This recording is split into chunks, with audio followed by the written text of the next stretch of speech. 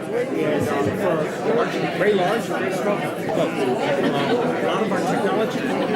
Good evening, everyone. Okay, nice and loud. Yes. There's some more seats in the front here. If you want to come sit down, please feel free. You're welcome.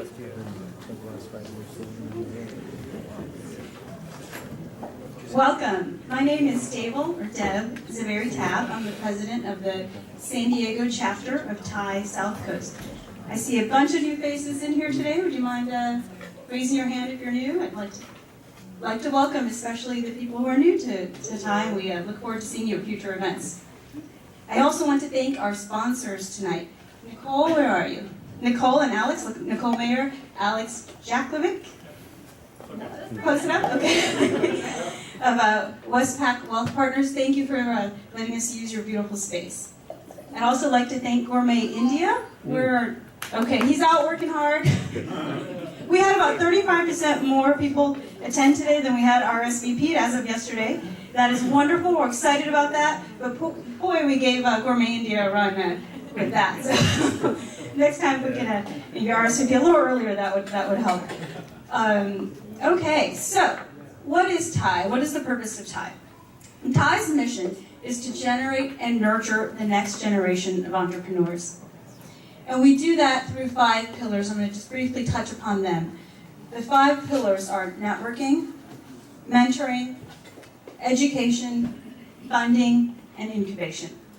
And today we're going to talk about 3 of those. The first is mentoring. So as you probably noticed today, and certainly if you've been to more than one of our events, we draw from a cross-section of our San Diego society, of our San Diego entrepreneurial community. And so one of the things we like to do is we like to identify people who are seasoned and would be good mentors to other TiE members and people who want to start businesses. And we invite them to become charter members. So we wrote 2 people into doing that this month, and I'd like to introduce them. The first person is John Sullivan. We'll give him a hand. John, where are you? John has over 25 years in the video security space. He's a thought leader in video surveillance, content analytics, loss prevention. Come on up, John. Shopper insight. He's been a principal at 2 different startups, or 2 startups in the gaming and retail spaces. I'll tell you, all these people have such long resumes. I almost don't like doing this because I know I'm going to miss some things. So I'm just trying to hit the highlights. But he's got his undergraduate degree at Pepperdine. So that's 2 months in a row at Pepperdine. Where's our other Pepperdine alum? Yeah, we got it. So go Pepperdine. And he has his MBA from the what? Go Waves. Go Waves. Thank you. I did my schooling all on the East Coast, so I'm not as familiar with West Coast schools, but he has, and you have your MBA from SMU in the middle of the country. There you go. And John is involved in the TiE Fund, which you're going to hear about a little bit later. So, John, Maren, would you present John his jacket? There you go. It's a pretty jacket.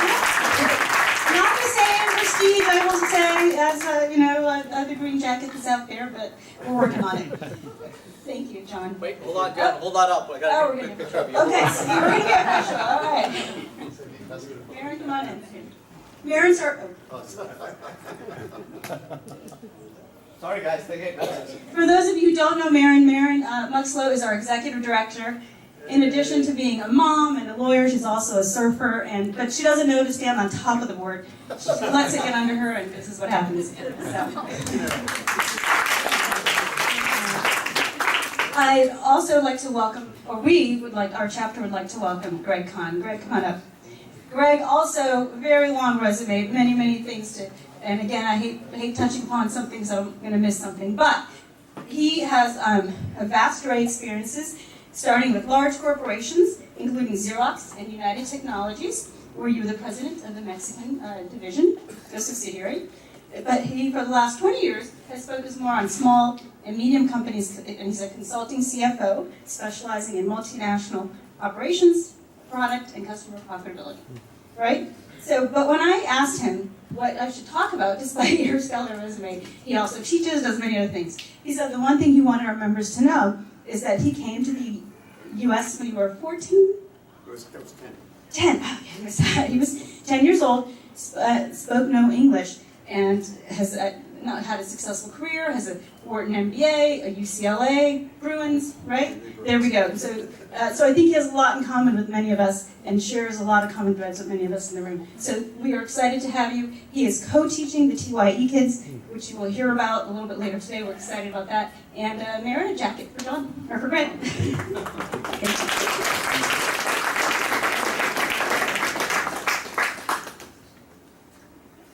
you. Thank you. Welcome.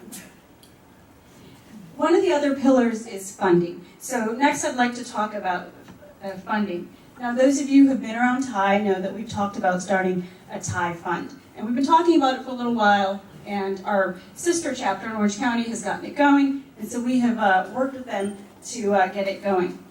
There was so much excitement when we talked about this at last month's meeting that Shiv Graywal of the Orange County chapter drove down today, yes, there you go, with a couple of folks from our sister chapter to just tell us more about it so you can hear about it straight from Shiv. So thank you. Hi. Well, it's a really impressive group here, and I guess one should come down to San Diego more often. But a few of us have come in from Orange County, and this has been a dream of ours to set this angel fund, let's call it that for the moment, for the last 10 years. And we finally got it off the ground a couple of months ago, and we weren't sure what reaction we were going to get, because this is only open to the charter members of TiE, of this chapter, which is Orange County and San Diego. But we've been surprised. We nearly hit $1 million, and we are only taking a maximum of $25,000 per charter member, so you can see that's a lot of charter members who come in. And I think folks who haven't come in yet are feeling left out, so every day the guys who are coming in are signing up. We're going to focus on things like medical devices, healthcare technology. We haven't really defined an exact focus. The committee is going to be monitoring investments will decide that. And of course, general technology, whether it's wireless or software.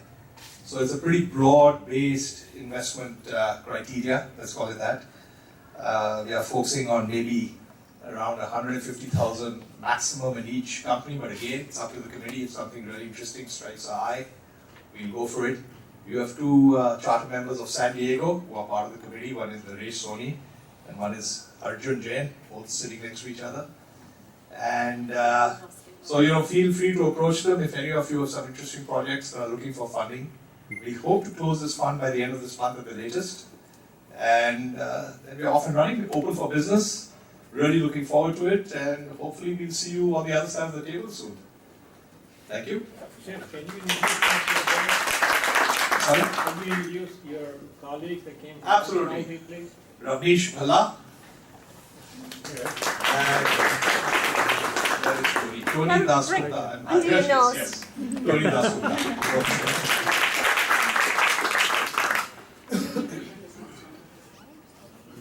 Well, some of us are already in the business of investing in early stage companies, so this is an extension of that. And the main pillar around the main lightning rod, let's call it that, who started this whole initiative a couple of months ago, is a gentleman called Vikram Malik, who runs a large private equity fund in Orange County, and also invests in a lot of healthcare companies. So there's a lot of experience going to be around this table. Charter members already have a lot of experience, so there's going to be a lot of domain knowledge they're going to bring to the table when deciding on these investments and then working with early stage companies. We're all looking forward to it. We're going to make some good money out of it, and we're going to have a lot of fun doing it. That's the idea. Thank you. Thank you so much. Thank you both for coming down. And I also want to point out, we do have a local committee with Arjun, of course, and Naresh, Steve Morley, and Alan Waskin. So in addition to...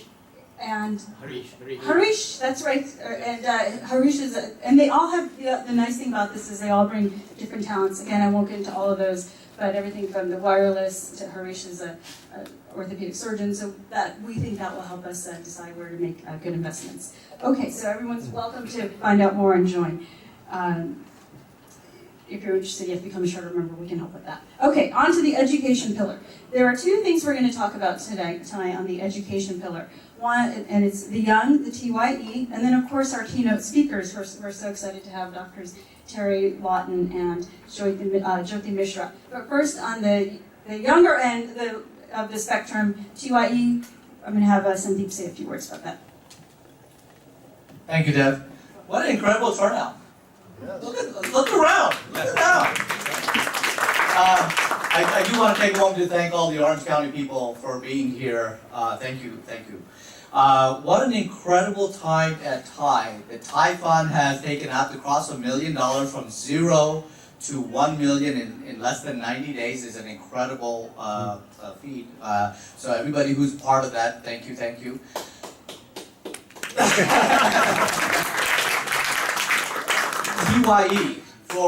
we are taking on a major initiative. First of all, everybody who is involved with TiE in San Diego, can I ask you to stand up for me, please? From the mentors to the professors, volunteers, everybody who's involved with TiE, could you please stand up? Neil, you're being modest. Come on. TiE is, thank you. We are taking on a major initiative. This year, we have decided to take 100 children through the TiE program. We have 4 professors who are going to be teaching the class, and we are lining up some major events. But one of my goals, and I really need your help on this one, I would like to take 100 children, fly them up to the Bay Area for a private tour of Google, Apple, Facebook, Tesla, one of the biggies, and make an impact on these children's life that will be lifelong. And I can't do it by myself. So I need people to help with the volunteer, I need people with sponsorship, I need people with mentoring. Before you leave today, Marion, where are you? Please attack Marion and saying, I want to be part of this. Please tell me how much to write a check for. Whatever you can do, we would greatly be appreciative of that. Because I think between these two ventures, between the TiE Fund and the TiE program, we are about to ignite San Diego into a whole different level. And when the world finds out that San Diego has a TiE Fund and they have an entrepreneur program for young children, I think it's going to make tremendous headways. How do you guys agree? Yeah. Wow, enthusiasm. Come on, you guys agree? Thank you so much. And we have one more fun thing before we have our keynote speakers come up. We have a raffle. Nicole?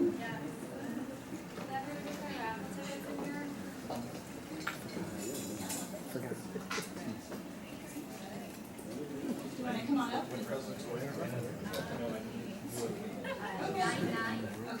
71476. 9971 476. 476. And thank you to Westpac Wealth Partners for sponsoring. All right. Well, there you go. You're a winner.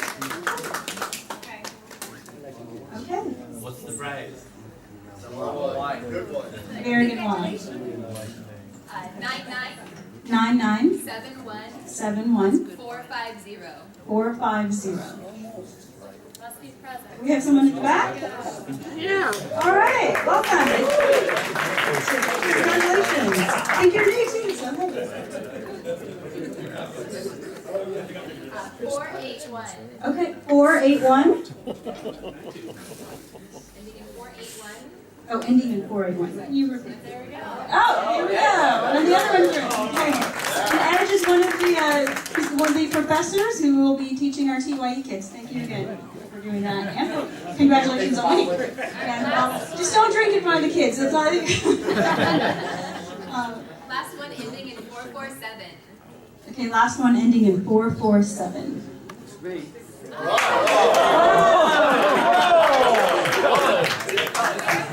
not rigged. It's not rigged. Okay, thank you. All right, Steve. He drinks red, I drink white. And did you wow. Okay, you should go buy lottery tickets tonight. Thank you so much. Thank you. Okay.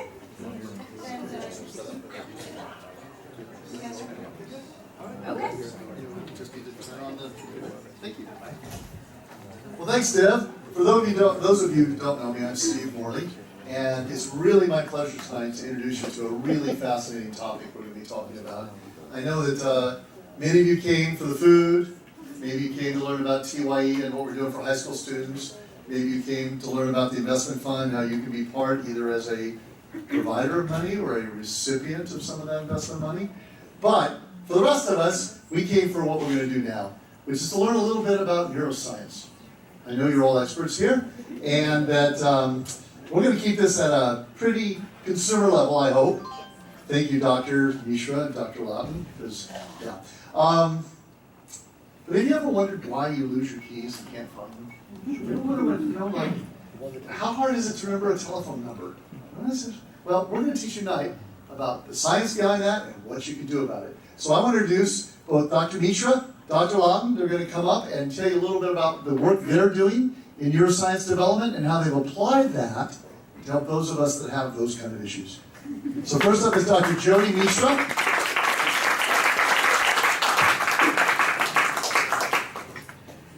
Hi everybody.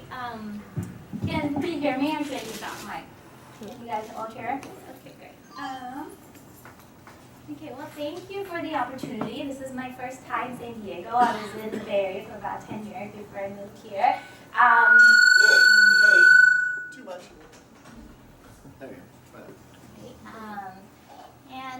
San Diego's been really great to me. I moved here when I was 24 from India with big dreams to learn more about the brain and then try to help people sort of everywhere that I could. And so I'm going to tell you a little bit about the journey that I've been on. Some of it has been entrepreneurial, and it's really great to see that you're mentoring new minds in this domain as well. And I hope to have future connections with the TiE kids too, if they're interested in neuroscience and neurotech. So I direct the Neural Engineering and Translation Labs. It's short for NEAT Labs. It's a lab at UCSD. It's sort of you could think about it as a neurotech incubator. And what I'm showing you is a tech that I worked on before I got here. It's called a glass brain. We developed this at UCSF when we were there. What this picture really shows you is that the brain, this is an active brain. It's dynamic and it's plastic. So how many of you have heard that we use only 10% of our brains at a time? You guys heard that? Well, it's kind of a myth. Doesn't exist. See, this is what an active brain looks like. If you're doing it, you're paying attention to something. You have the yellow parts are the cables running through different parts of the brain and connecting different parts together. Somebody I was talking to this evening, she knew all about it. It's the white matter tracks, and it's kind of like your train station relays, you know. I hope we had better public transport, but think about it that way, or not always that we have. What I want to press upon you with this is that the brain is doing this all the time. And the other thing that it's doing is that it's plastic, it's moldable, it's trainable, and it's trainable throughout life. If there's one thing you want to take away from this talk, is that the brain is trainable even when you're 100 years old. So what do we do at NEAT Labs? Well, we design neurotech, and for what purpose? Well, we would like to build better brains worldwide, and that's sort of our big vision motto. And so we do many technologies, but I'm going to talk about only a couple of things given the time limits here. So the first question comes up: why neurotech?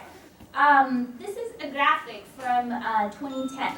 Here you're going to look at one of the biggest pies in that pie chunk in that chart is mental health problems. It makes up a big percentage of all the problems that are there around the world. And now when you think about what's happening in 2020 is that pie chart's actually growing. It's from 20% earlier, it's now gone to about 35%. And what we have today in terms of the care for mental health is actually pretty sad. There is pharmaceutical tech, pharmacology, but current medications are not exactly targeted to certain brain deficits. They have many side effects. They can, they're only changing the symptoms. They're not training our brains to be better. So that as a result of what's currently in the market, the global burden of mental illness is actually just growing. And as young people come up in the field of neuroscience and as this field grows, well, we think we should do something about it. And hopefully some of the kids that are part of TiE will also get excited and do something about this in the future. Well, as all of you know, TiE is all about tech, and what else is growing around the world? Well, yes, the global footprint of mobile technology is growing around the world. And so, so the concept is really, how do we really harness technologies to build better brains worldwide? And so I'm going to talk to you next about how to harness these technologies. I love all this distraction that's going on. Because my talk is all about focusing while there are distractions. So you got it all together already, neurotech for dummies. How do we really design neurotech? So I'm going to already reveal all the secret sauce that we have. It's not what a good entrepreneur would do, but that's what a good scientist would do. So I'm kind of more of the latter. So here we go. Then we have, what we do for tech to really drive brain change is that we look at it from the view of being closed loop. So what does that really mean? So this is how an individual really engages in tech. So I've done a lot of work with people, older adults, and then believe it or not, we also work with rats of all ages to really figure out how the brain is doing. So if you have some rats lying around, send them about. So here's what a closed loop really looks like. There's a human or an animal here, and they'll be interacting with a digital interface. You see that on this side. And the digital interface, they'll be playing something on it. It's an interaction I can tell you about. These interactions can be in many different, so here, this guy is the digital piece. I can go into details of these digital pieces, what they're about. But essentially, it'll present to you a challenge, and the human is exposed to this challenge. And as they put in the behavior, they interact with it, they put in their behavior, it gives you feedback. And then our goals are to make sure that this interaction is adaptive to the human performance capabilities. So for example, I'll give you an example of this. I'm moving backwards rather than forwards.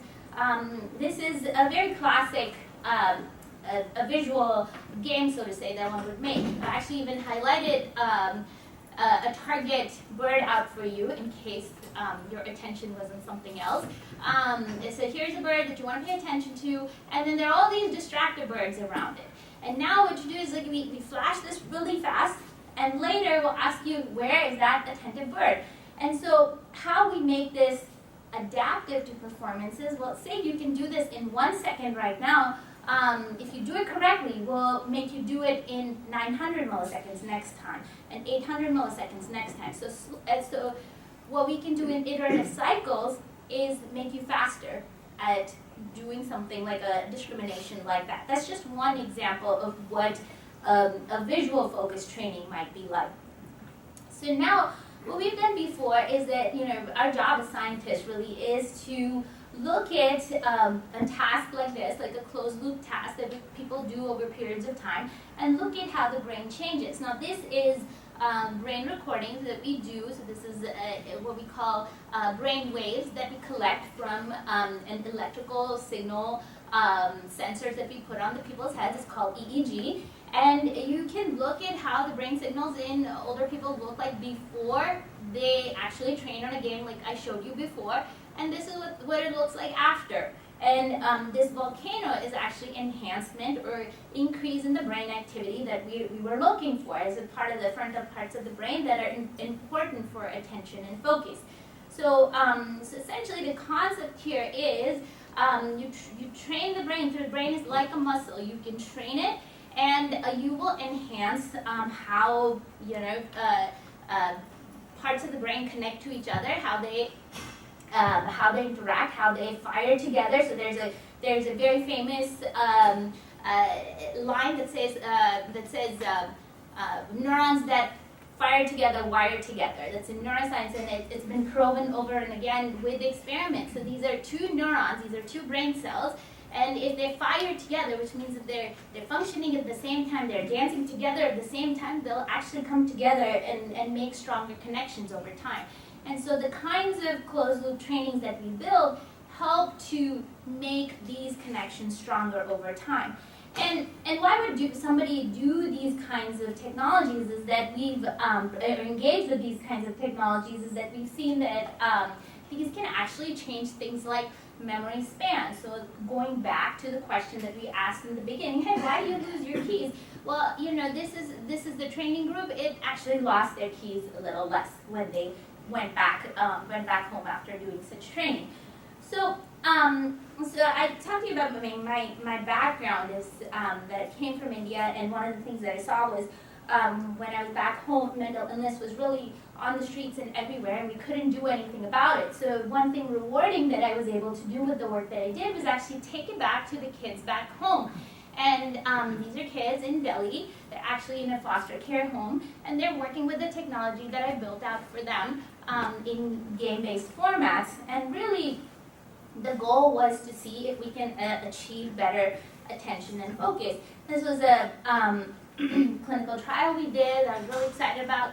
Came out about 2 years ago in the scientific literature. And again, so this is showing you one of my, I guess the first graph. Hope you bear with me. This is attention deficit disorder, ADHD, which exists in the West. It also exists in India. The higher the values are, the more severe it is. And the lower the values are, the more healthier the child is. So if the healthy norm is about here, training tends to bring back the child to this state, whereas we also compare this to controlled trainings like dummy video games that kids can play, and that doesn't really show the same effects. So if you've heard of things that have not been scientifically validated, like Lomosity and others, if there's no science behind it, please don't ask me if it works. That's like a control game. Okay, so this actually, the amount of improvement we saw here is actually much like what an ADD medication would do. But what I like about this graph is that our follow-up was 6 months later.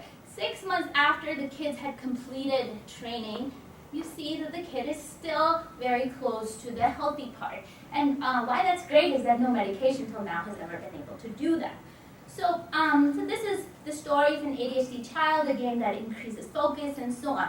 So let me think about a little bit about how this might be relevant to you, and maybe some of you can relate to this slide. I've talked a lot, you might be bored, you might be thinking of all the other things that could be happening besides this talk. And that happens to us most of the day, right? And it happens when we really need to do something really productive at work, and yeah, what are my kids doing?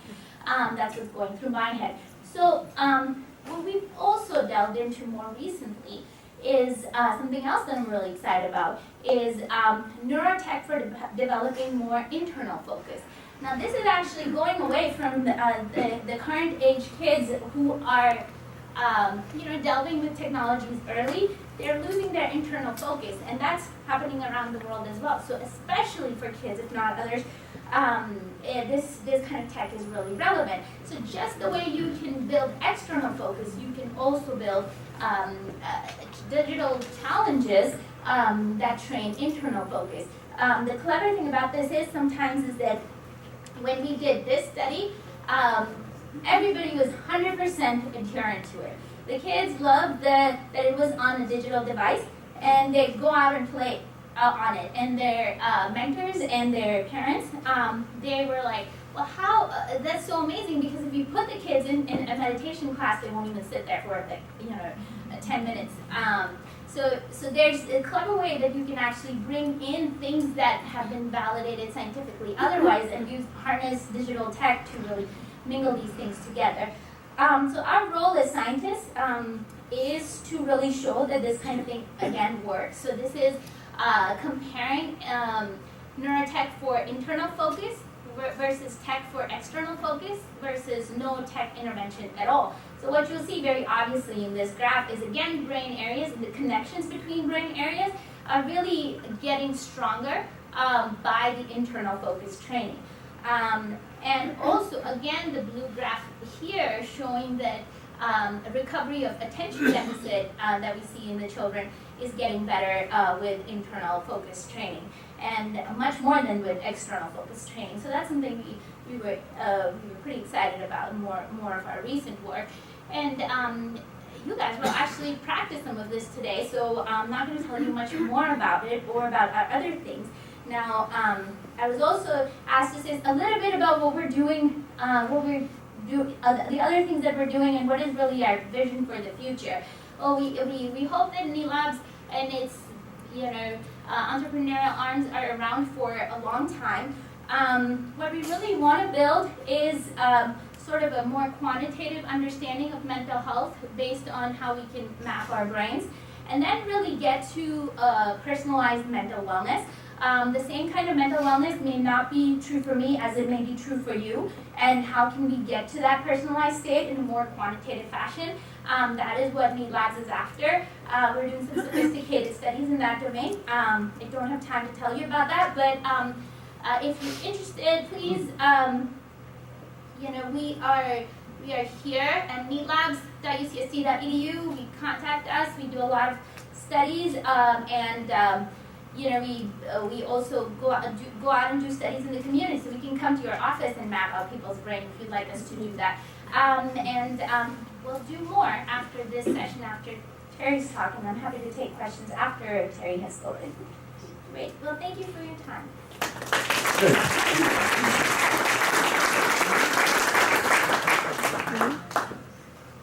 So some very interesting things going on at UCSD. And as they do the logistical change from one presentation to the other, our next speaker is Dr. Teri Lawton. Teri has been in neuroscience for over 40 years and she started when she was 11, so just so you know. And she has similar neuroscience, but with a different twist about how we're going to make the difference in our brains, how we can, again, train our brains so we don't have to use that excuse anymore, right? So, right. So, oh, you are up. Good. Let me know when you're ready. I'm just filling time, a little soft shoot. But do you have it on? There we go. Testing 1, 2, 3. Say hi. Hi. Can you hear me? Sort of. Good. Take it from here, Terry. Okay, how many of you have struggled with memory and attention problems, or perhaps had a concussion?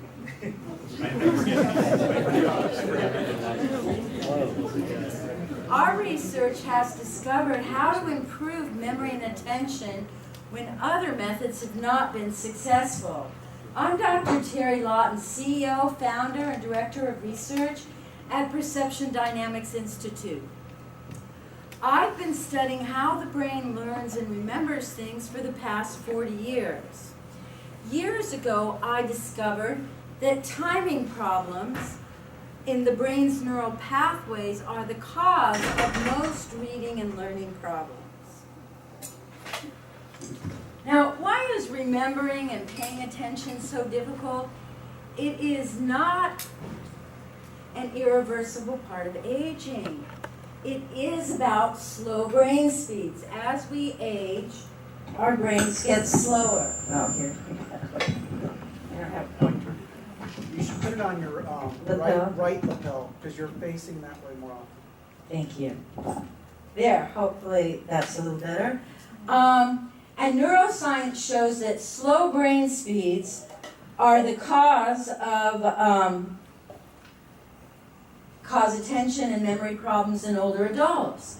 And currently there are no proven solutions that free older adults from forgetting where they put their keys, for example, or paying attention to several things at once, which you need when you have to multitask in everyday activities. And so that's the reason I developed the Path to Insight program. And we'll show you data of how a fun, simple computer game like program will help you increase in attention and memory.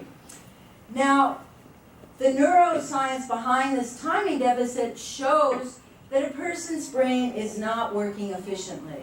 Normally we have emotion cells and they tell you where something is located, and then we have the pattern cells analyze the details of the pattern. However, when the motion cells are 1/10 of a second too slow, which I found in all the people I work with, because this program that a few people are gonna get to do, and when 1/10 of a second doesn't sound like very long, but in the brain that's a really long time. And so the two brain pathways aren't working together. So to give you an example, normally the motion cells tell you the beginning and end of a word, and then the pattern cells analyze it in sequence. However, when you have a 40 to 100 millisecond delay, then like for example, dyslexics, they go to the middle of the word, and we find that this happens with older adults as well. They go to the middle of the word, and then they analyze the letters out of sequence because they don't know the beginning and end of the word, and that causes confusion and misrecognition, which causes a lot of temporal and spatial sequencing deficits and causing, and so I just want to show you real quick schematic of the brain so you can see the pathway that we're studying. And so here in the retina, in the eye, we have different M cells, motion cells, and pattern cells. Then when we go to the next level of processing, they're found in different layers, magno, parvo. Then we go to the first area of the brain, the visual area, they're in different layers. And then you can see, wow, they bifurcate. And then we're studying the dorsal stream, which is this blue pathway, goes up to MT, medial temporal cortex, motion area. Okay, so that is the pathway that you see here that we have been improving the activity of it. And it turns out that this dorsal M route is the input to the reading network, and is why we have found such amazing results, which I'm going to show you in a moment, in the reading network. And so in the brain, like Jyoti was talking about, we used to think that different areas did different functions, but since then we found out that no, the brain is filled with networks connecting very distant areas for different tasks that they're doing. And so we have three major networks. Over on the left is the default mode network, and then there's the salience network. The default mode network is what you're using when you're daydreaming and not doing any tasks. The salience network is what you see, what's activated when you are, say, headlights are approaching you really fast in the car. That gets your attention. And then there's the central executive network, which is the dorsolateral prefrontal cortex and the posterior parietal cortex, which I'll show you an even better picture in a moment. And that's for like problem solving. And the most interesting part is that the salience network does the dynamic switching. So it's like an air traffic controller. It decides what information is most urgent, task relevant, and should have the greatest priority. And so then it changes the gain of the different networks. And so it activates this central executive network when you're problem solving and inhibits the default mode network. However, if you have a timing deficit, it prevents the correct functioning of these networks. So here are some of the basic functions of the central executive network, and you can see cognitively challenging tasks, literacy, math, science, inhibiting inappropriate behavior. So you can see that very important functions for survival. Now, the neuroscience behind the memory and attention problems has found that they're a result of slow neural pathways and causing the brain to confuse what the eye sees, misinterpret words, slow down problem solving, ability to remember is very difficult, and creating frustration and attention deficits, and also reduced visibility when driving at dusk. So our theory of how this program that the research we've been doing develops is that we're improving V1 and MT early levels of processing. And you have to, the idea is that you have to improve the brain at early levels of processing when there's a problem to keep improving it at higher levels of processing. So that's what this program does, and I'm going to show you brain imaging studies that show that we've actually been doing that. So then we improve the posterior parietal cortex, that's where attention is, the hubs of the attention network, and dorsolateral prefrontal cortex, and that's the executive control system, and also improving reading and comprehension. So we found that, wow, if we speed up the motion pathways in the brain, we're retraining the brain pathways. So that we only, it's very short, 30 to 45 minutes a week. So you can do it every day for like 5 minutes.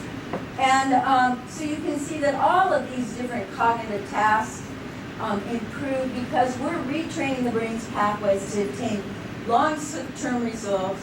And it's been shown by thousands of people and published in leading scientific journals. I was one of the first people that was helped by this program. I was developing it when I was getting my PhD at UC Santa Barbara and had a bicycle accident because I wasn't wearing a helmet, brought me back to a child's level of learning where I had to learn to speak and walk and understand all over again. But it went really fast because I was using this program, and my neurologist said it would be a minimum of 14 years before I could take my qualifying exams for my doctorate, and I passed them less than a year later. Wow.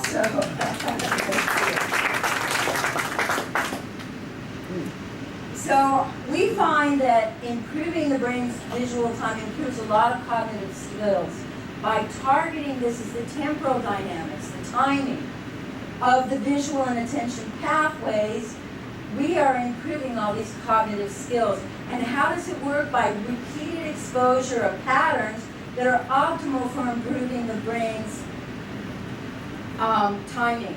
So it improves a wide range of cognitive skills, which I'll show you in a moment, the data. And what we're doing is by retraining the brain, we're strengthening the neural connections to repair any dysfunctional connections. And really, by doing that, we improve reading ability. It employs the brain's plasticity so that we can help the brain improve these pathways significantly, improving reading, attention, and memory. Now, here's data collected by Professor Ming-Shang Wang here at UCSD using what's called magnetoencephalography, much more sensitive than fMRI. It's 10 to the minus 15, it's measured in Tesla, so we can measure changes across time.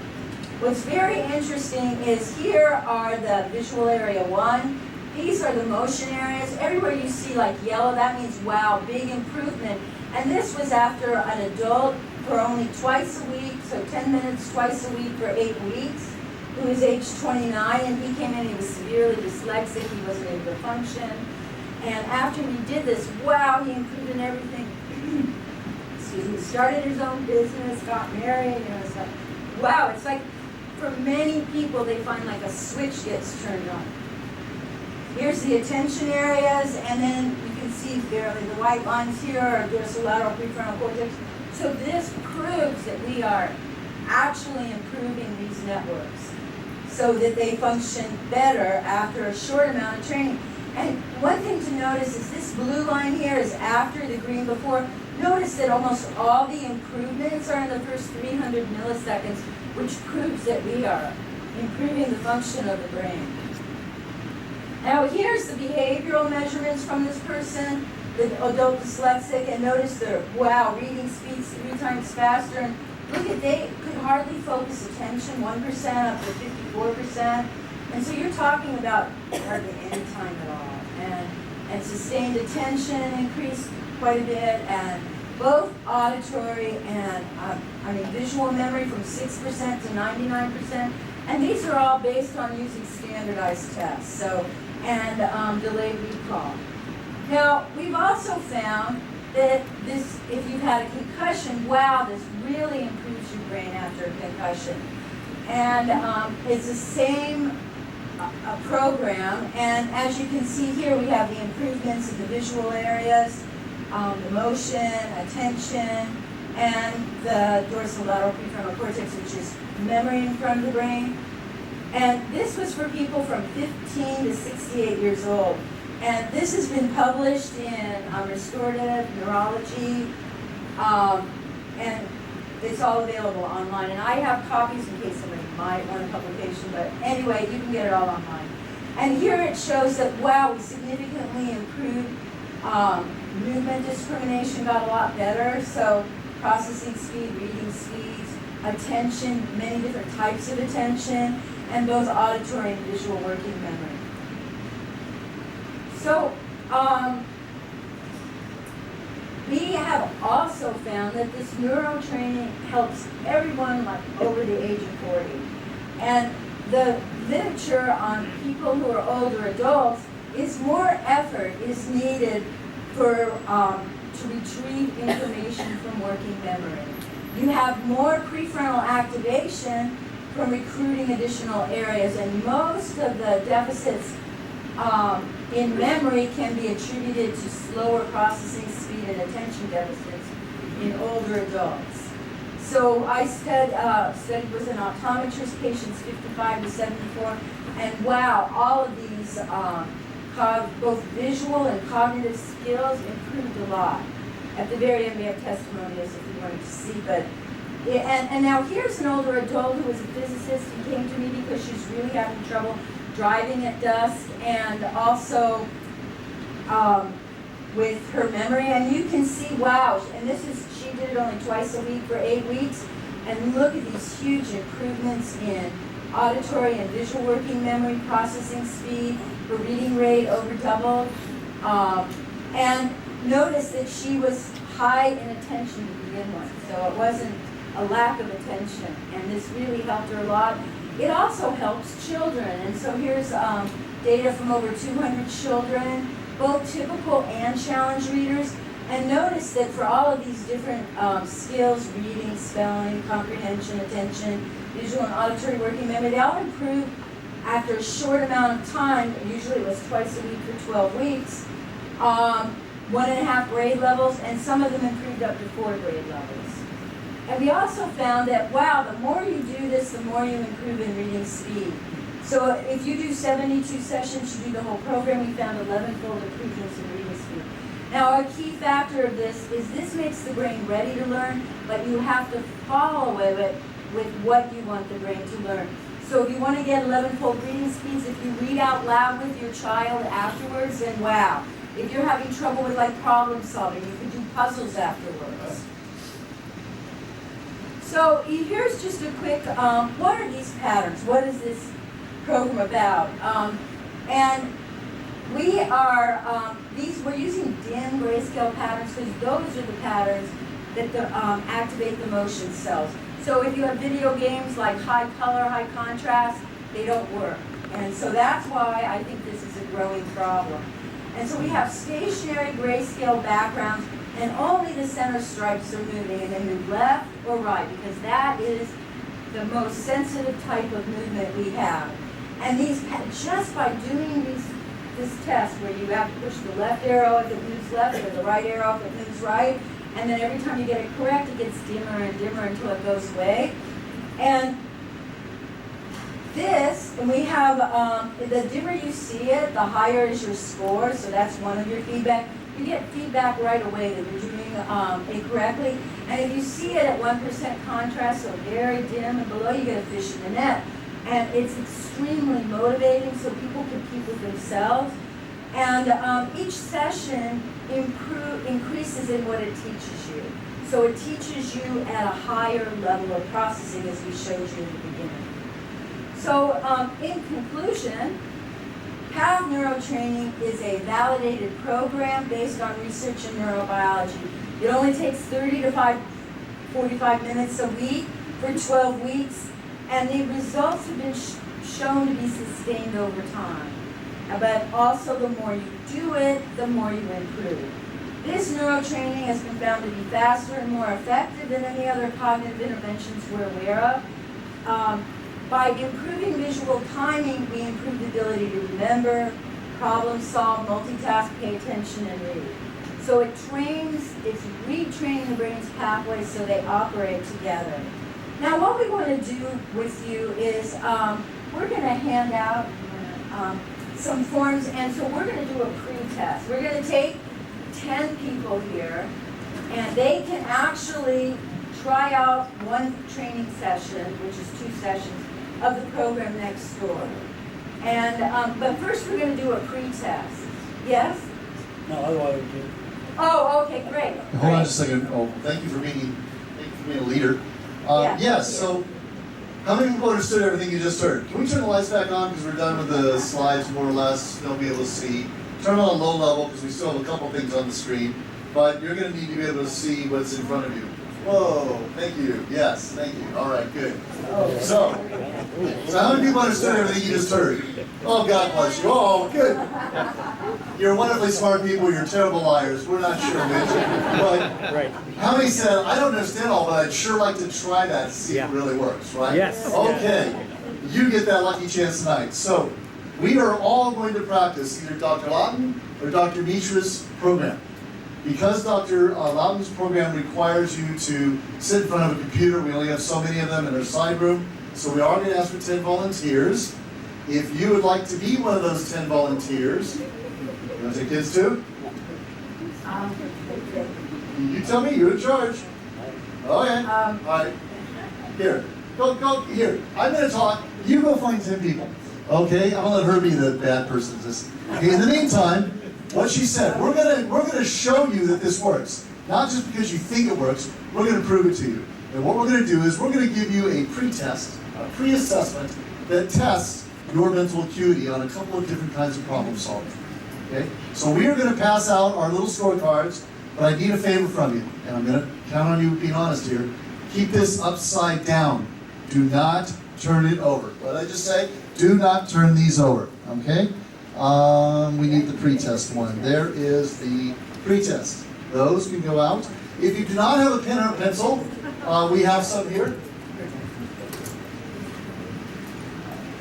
If anybody wants to volunteer to pass out some more on this side or something. Upside down. Upside down, upside down. Oh. You want help with that thing, kind sir? Please pass those out. If you don't have pens or pencils, we have pencils. Maybe just pass that around. People can get them. Here, I'll pass some of these around this way. It doesn't matter if you have a pen or a pencil. Right. There you go. Just pass some pens around. All right, so do not turn these over. Let me tell you, I'm going to tell you how this works so you're ready to go as soon as everybody gets theirs, okay? The first thing you're going to do is a simple math test. Very simple. By the way, there's no grades, and you don't have to tell anybody how well you do. But when we say go, you got the timer up there? Okay. See this timer up here? It says 0 seconds. Well, when we say go, it's going to start counting up. No, wait. Ben? Ben, What? need a pen. No, we're not ready to go yet. We're not going yet. We got pens, we got pencils. Let's move as fast as we can because we got a lot to do here. Pen. We don't, what? I had like 50 or 60 pens and pencils. I didn't 120 people, sorry. Anybody need a pen? Okay, I only have 100 tests, so if we have more than 100 people, I'm sorry. Need a test. Okay. Okay, so what we're going to do is when we ask you to turn it over, our timer's going to start. You'll see 2 5-digit numbers. Final call for pen or test. Okay. You'll see 2 5-digit numbers, okay? We want you to add those 2 5-digit numbers.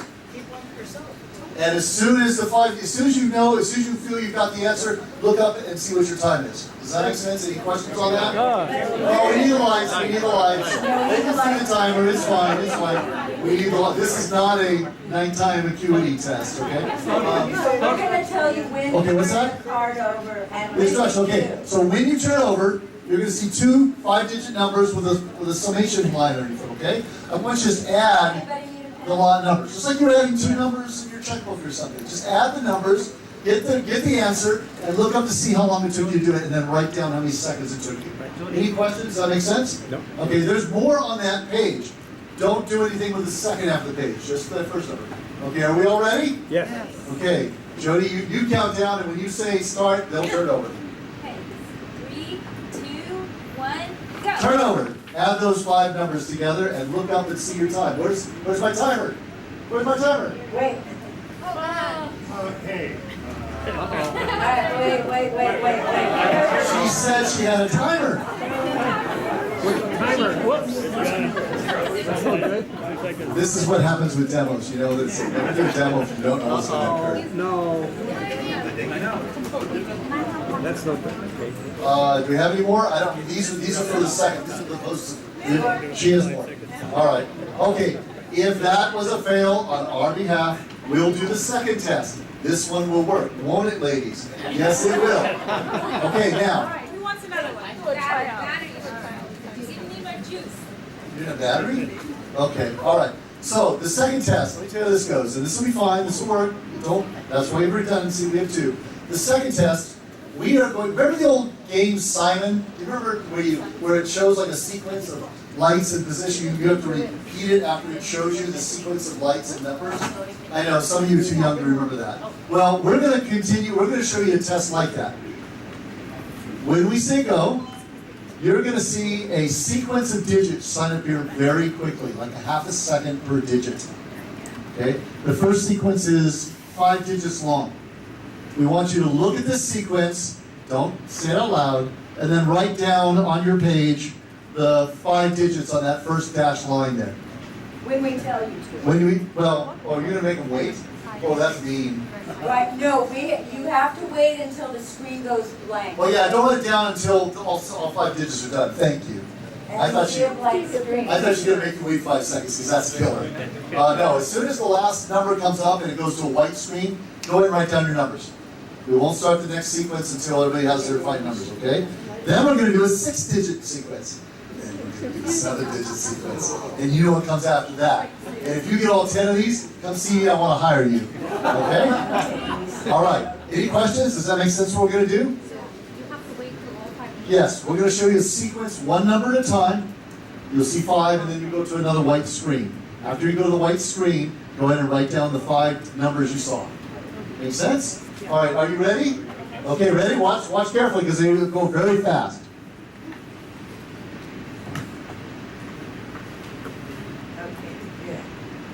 Wait. Everybody look up when you're done. Yeah, look up when you're done because we're going to do the next sequence. Everybody's good? Okay, you ready for the next sequence? Here we go. Here.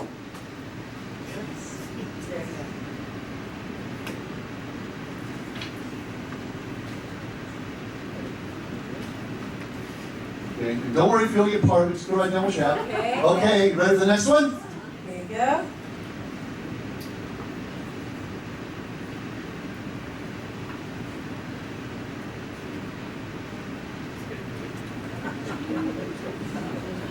Yeah, no, that's Got it? Okay, ready for the next one? It's getting harder, isn't it? What? Can we say it to ourselves? Nobody here? No, I mean. Yeah, you can mouth it if that helps, yes. Okay, you ready? Here we go. Let's go.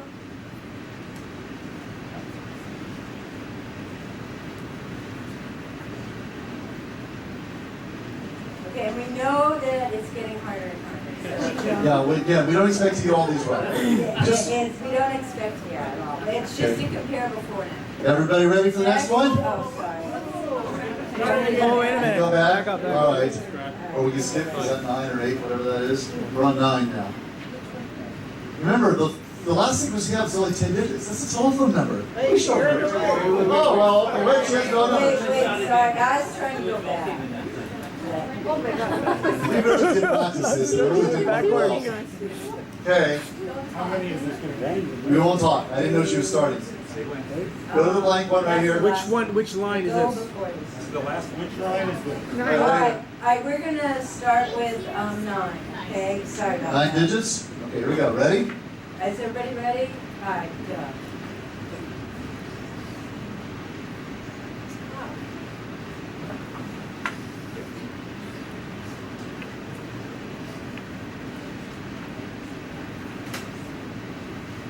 Okay, everybody ready? One And more.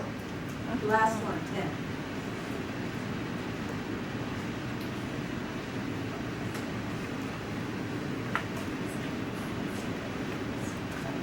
Do you want to read them out? Yes. So, how many think they got them all right? Oh, give me brag, it's okay. Hey, the people that understood everything about the neuroscience you heard, you should get these right. No, we're going to show you the answers, and and just grade yourself.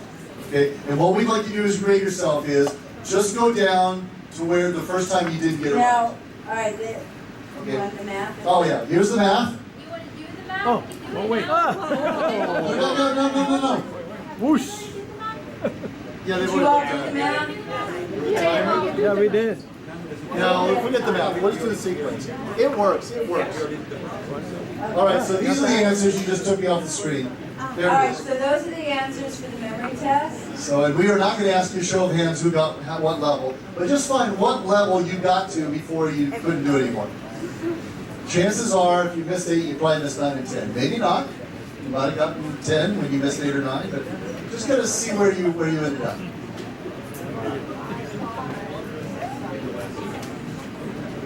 And just hang on to that card. You're going to need it later.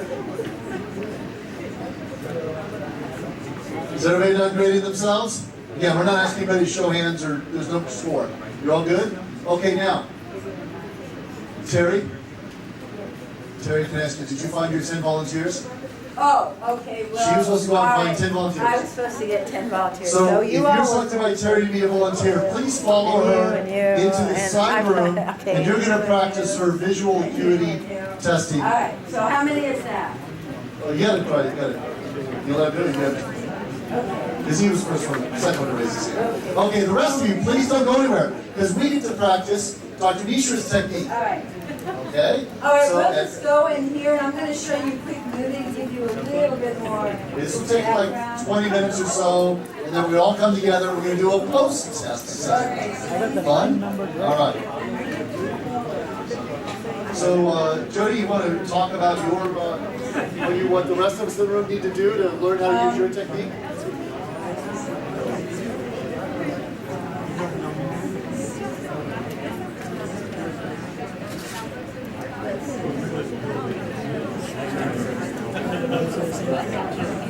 Okay, let's go. Everybody just find out. You can go watch the other technique, but she only has 10 computers, so. Okay, and I think Teri also has, she can give out demos later on as well. Oh yeah. Oh, by the way, yes, I should explain that. If you really want to see Dr. Lawton's technique, she's going to make it available to you later tonight to try it out. Okay, so hang in there. We will show you how you can use it at home. Try it out for yourself. Okay? Teri, turn off your mic. Teri, have her turn off her Are you mic. going to do this? We could have one more person. Jump quick. All right, Ty's doing it. Turn off your mic, Teri, if you would. Oh, yeah, we can do this as well. Run on by. Okay, good. And Sorry to likewise for interrupt. them, if they want to Hold on try one second. Dr. Mishra's, they'll be able to learn about how to use her technique also. Okay, good. Here we are. Oh, go ahead, Deb. Sorry. We have a physician in the room. Can I borrow you? Yes, Or, we do. Oh, that's great. Yes. Can I borrow you just a minute? We have something come up. Thank you. Okay, thank you. Doctor House. There's a lot of my notes. Okay. Go ahead, Jyoti. Tell us what we need to do. Great, well, thanks for being here, and you guys can try out, I hope you guys have either an Android phone or Apple phones. You can go to the App Store, or in Google it's the Play Store, and install the software called Brainy. It can be without uppercase, lowercase, it's called Brainy. Yeah, we're gonna do a little bit of digital mindfulness. And let me know when you guys have installed it. Is this homework, help, and answers? No, it's spelled as BRAINE. Is the app, and it's published by UCSD. Whoa. Yeah, you might have Wi-Fi or your regular signal.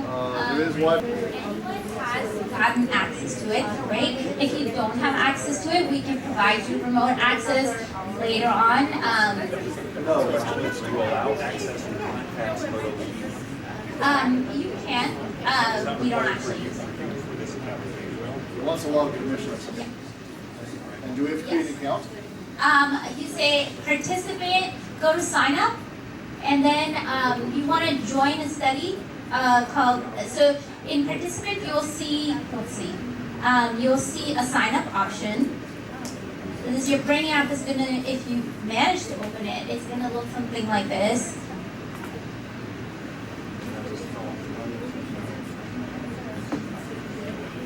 And you host a lot of our work here. This is one example of what you're gonna see today. It's gonna open up like this. Okay, if you guys come up to a page like this, you can go up to the sign up part. And then it's gonna ask you for a study name. The study name is Indus, INDUS.E. Like it's for like part of TiE, like TiE entrepreneurial script. It's Indus.E. This part. My apologies for anyone who cannot access it, but you can even actually simulate this exercise without the digital device, which I'll get to in just a minute. I'm having issues with the download.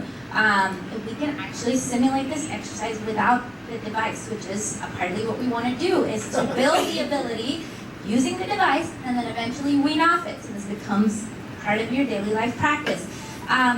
So if we just focus on the screen about what to do, this is me logged in. This is something you can do it back at home. Maybe given all the traffic, it's with the digital traffic, it's not available right now. So anything we build needs to be robust to low tech and high tech. So this is what we're gonna do. We're gonna do a very simple exercise. It's called Breathe. The app is with you now, so you can do it later at home. You're at 2. So this is gonna be the instructions for the exercise. You're going to close your eyes and tap after each breath. You can do it with or without the device. You're going to breathe as usual and keep the same pace for tapping. If you forget to tap or tap too fast or slow, the game that we built around this, it reminds you how to bring your attention back to the breath. So that's the part that we built in, is that we, unlike a traditional meditation where you don't really get feedback about how you're doing, we can give you guys feedback about how well you're doing from a moment-to-moment basis. And on the device, you can access it later. It's for very short chunks of time. You can do it for a minute at a time. So if we all want to do this exercise together and just feel how we do it, all you have to do is, you can keep your table next to you and just like take an inhale in, inhale out, and then just tap after each breath. So I'm going to play 1 minute of this, and then it's going to go on to the next minute and so on. So we're going to do this for about 10 minutes, and the instructions will change and levels will change as we go. But go ahead, and I'm going to start it off with you. And I'm going to try to keep my pace the same so that everybody doesn't get distracted by my negative feedback if it comes. So hopefully I'm not distracted. But here we go.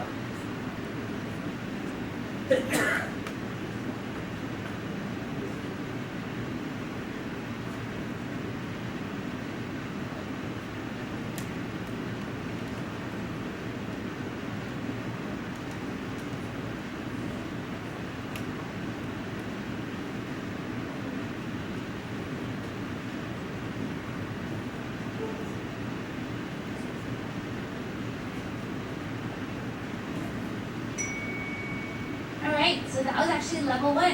Whoever did it, congratulations on passing level 1. So this will also tell you how well you did, how well you focused. I actually did at the level of 75%, which was going to mean that I wasn't very consistent a couple of times. So if you did this at home, this is one thing that we tend to do, is tell you about your focus levels. So we also do, you practice at the same focus level for a few times, and then go on to the next focus level, and so on. So if you'd like to bear with me, we'll work through a few of the first focus levels and then potentially go on to the next one. You guys want to do it for a little bit more? Okay. Yeah, I think most of us don't have a tablet. You just want to do it on your, just inhale in, inhale out, tap the table. There, tap your finger, keep it somewhere logged that you're doing it. Okay, here we go.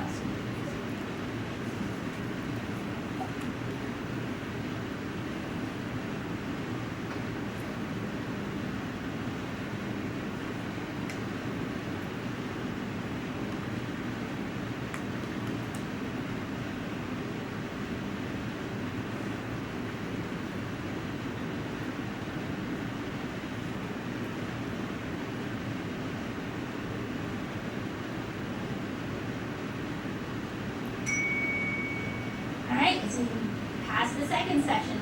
This kind of did really well. Did it a lot. That's why I trained my brain to do this. But essentially, you keep going. It's a 10-minute section. If you'd like to continue through the 10-minute section, we'll all keep doing this. And here we go into round 3.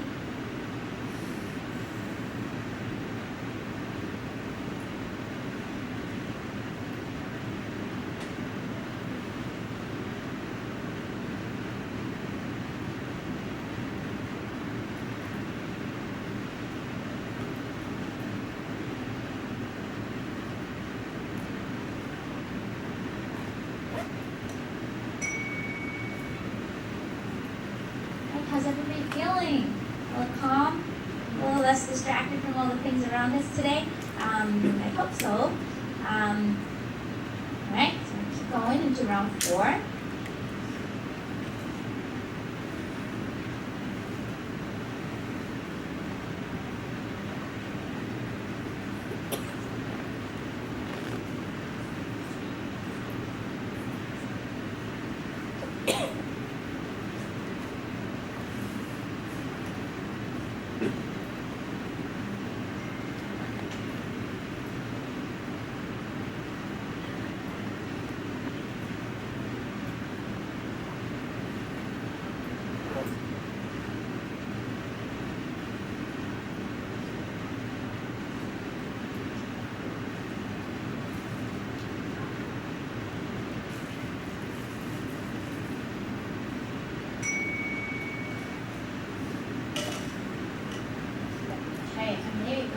Level now. My next level, we're gonna tap after every 2 breaths. I hear that probably a few phones are working, so it is hearing rings going back and forth. I hope the group exercise is not disturbing you guys.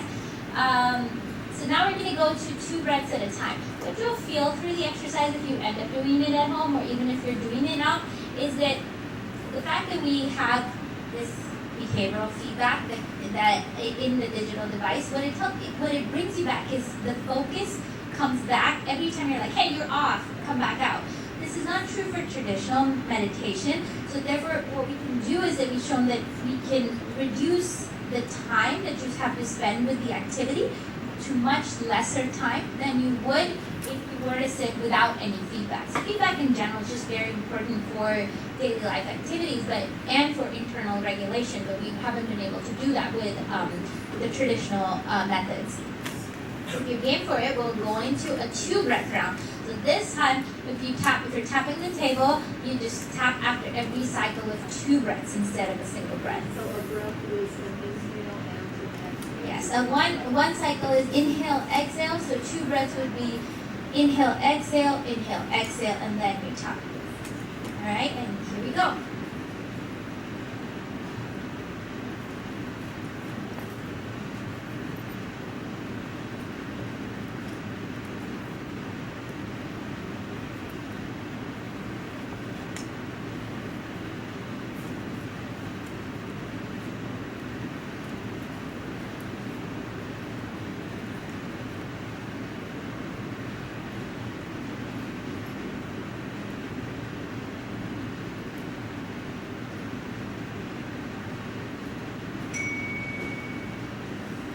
So, I hope we still have everybody with us. Let's see, we think we're probably, I'm not going to start this one. I think we are more than halfway through it. You guys want to keep going? All right. Okay, so we'll go through the next one. Yeah, what I want to tell you is that, a lot of this is also a skill that you're taking forward. So if you so this is like very brief sessions of being mindful to yourself, mindful to a single focus of attention. It can be, the breath is very simple because it's always with you. You can focus on one other thing, something else also if you need to when you're doing this practice. The breath is something that's an anchor that's with you all the time. And there's a lot of research around it that has shown that paying attention to your breath actually synchronizes a lot of your brain activity in the cycle of the way your breath works, and that's how a lot of circuits come in tune with each other, and that's how attention develops over time. And in the lab, when we look at this, we actually do this with your brain connected, and we actually look at your brain signals as you're doing this, so that we can really understand and improve and see how your brain is improving over time. So let's go through the next 2 minutes. Here we go. We're doing every 2 breaths.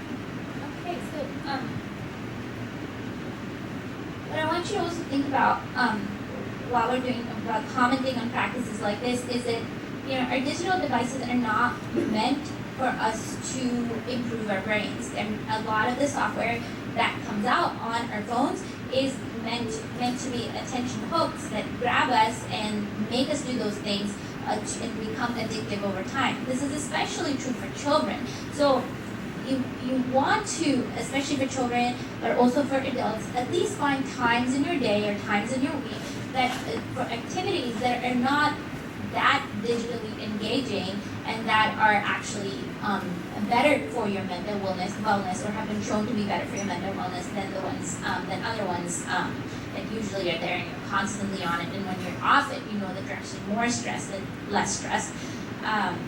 So let's try to go through. I think we have maybe the last round maybe remaining, or one more after this. So let's continue with the 2 breath cycle. Here we go.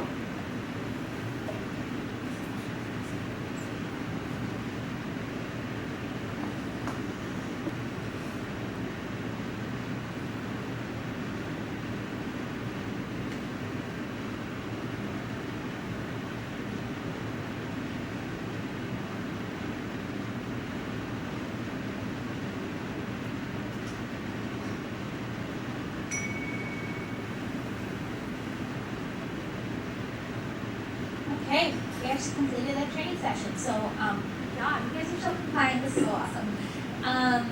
Great. So I hope you're feeling a little bit more calm.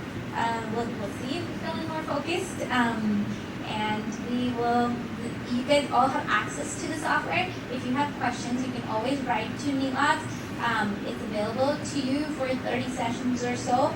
And, if you're interested, you can even come to the lab and get a whole brain map and see how it changes if you were to do this over the long term, and see how your brain has changed at the end of it or gotten better. So we do that kind of work all the time with people from all crosses and ranges and diversities. And like I said, we can also come to you to map your brain instead of you coming to us.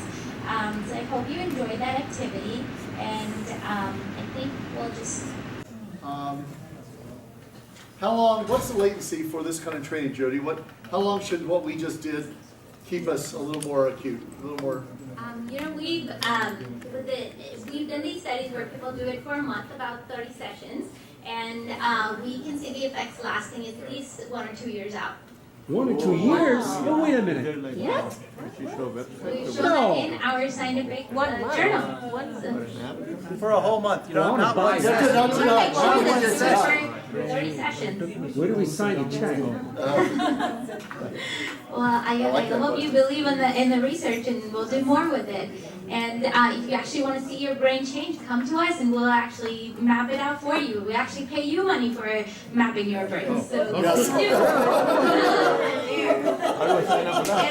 It'll pay for your next TiE dinner. That's good. Now you find out. Now you're talking. No excuse not to come to next month's meeting, right? Okay. And your contact information is on the top of your cards. Good. Both Dr. Lawton and Dr. Mishra, so that's how you get in touch with them, right? What's going on in the room? Are they all done? We don't know? Okay. What's that? Yes. Do you have your Is everybody back? There's one person we said not to wait on. All right, okay. So, are we ready? Does everybody have your card? Yeah. You can turn them over now because we don't. Okay. Are we ready with the sequence on the PowerPoint? Okay, Jyoti, when you're ready to kick us off, give us that 5-digit sequence. Wait. Well, ready? Wait. Okay, now, Here we go.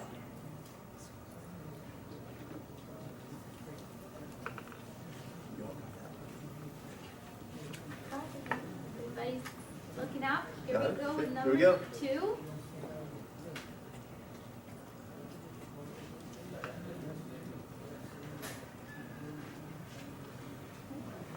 Everybody's looking up now. Here we go.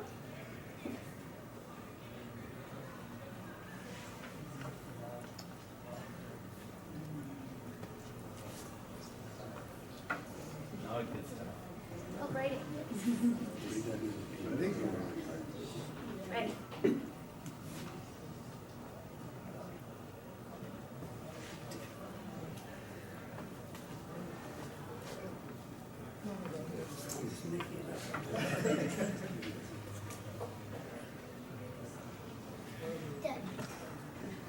Good. Everybody done. Ready?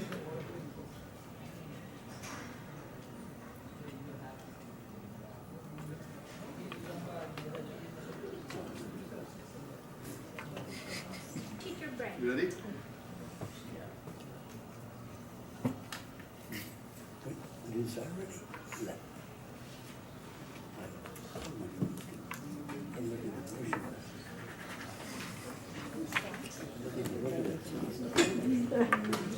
Ready for the answers? The post? Okay.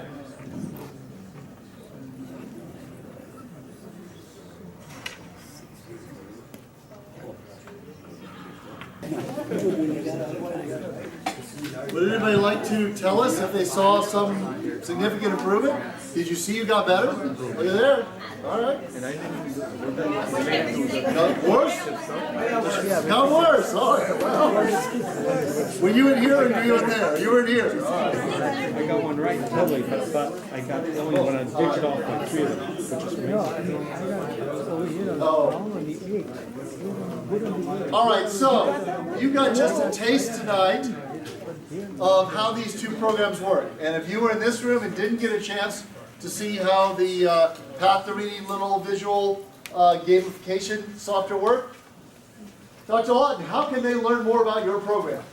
so we're offering a free week, and so we have a thumb drive here if you have a Windows computer, and you can do it at home for a week and try it out. And if we run out of thumb drives, I have so you can download it from Dropbox and try it out for a week before you would decide you wanted to buy it. And we've taken it from being in therapy centers to being used at home, okay? So that we made the cost 3 times lower so that everybody can afford to use it, because we're more interested in these brain exercises that really make you so that memory and attention, no need when you age to have trouble with that. Makes it much more automatic. I do it on myself all the time, but all the people who have used it, you know, the woman I showed you, her data was 71. And she was brilliant, but as we age, this happens. That pathway slows down. You just do this really fast program. Once you learn how to do it in 5 minutes, you can do it every morning for 5 minutes, and wow, you know, it makes you much more able to multitask, problem solve. So if you want, I have a sign-up sheet where you give me your information, and I give you a flash drive. And you're also welcome. My office is in Solana Beach, and welcome to stop by anytime you want. And you can try it out, and we can go through different programs. Yes? Contact is also on your cards, so hang on to your cards. Right. Quick question? Yeah, I have a question. I took one of those tests earlier, and I was fascinated by the actual test and what it's doing. It improves all the time. Could you describe to us the science behind how That's you what she evolved did all her this? 15-minute talk. No, that was not the He's got test. on video right there. That was not the test. So, no, it's a good question. Right. We're just improving the timing of the motion cells, and as you saw in what I presented, they start in the eye and they go all the way through the brain, and there's feedback and feed forward. So that's how it improves all those different areas. One of my students asked me that question yesterday. Thank you. TBI was referenced in here. Yes. And the age, you showed up to a 70 age group. 15 to 68 Okay. was the TBI people. I'm specifically thinking of somebody who had a fall at 59 Right. and has gone into early Alzheimer's. So That would be, how, are they still 59? How old no, are they they're now? 65 now.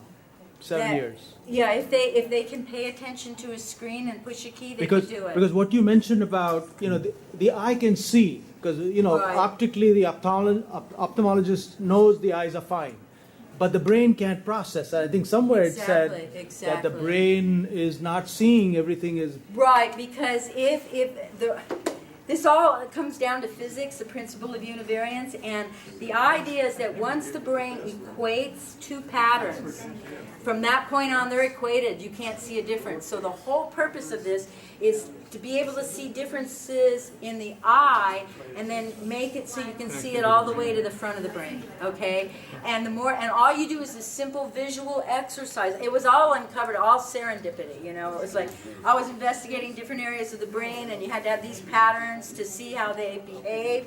And wow, I've helped myself. Both my kids had dyslexia and now my daughter's an attorney. Can I fine tune my question again then? If there was brain injury, Yes. that's brain cells dead. They can regenerate.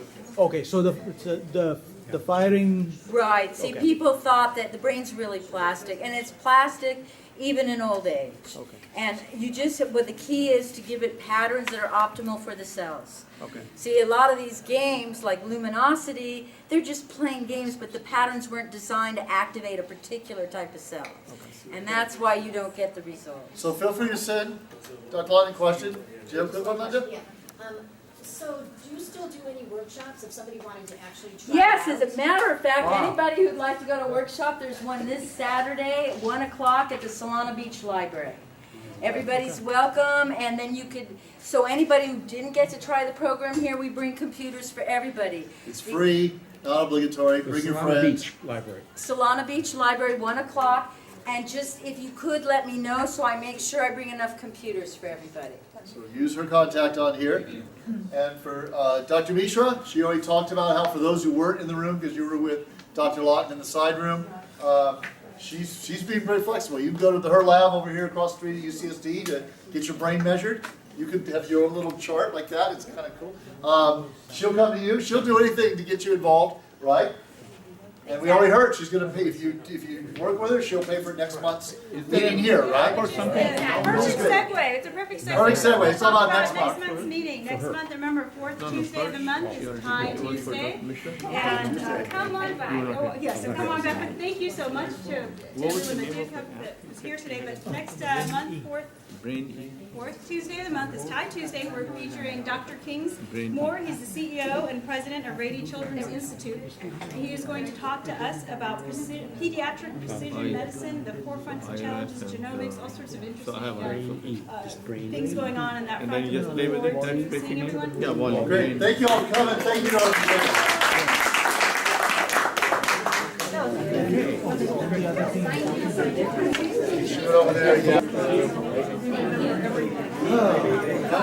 I'm heading home, but definitely it's very, very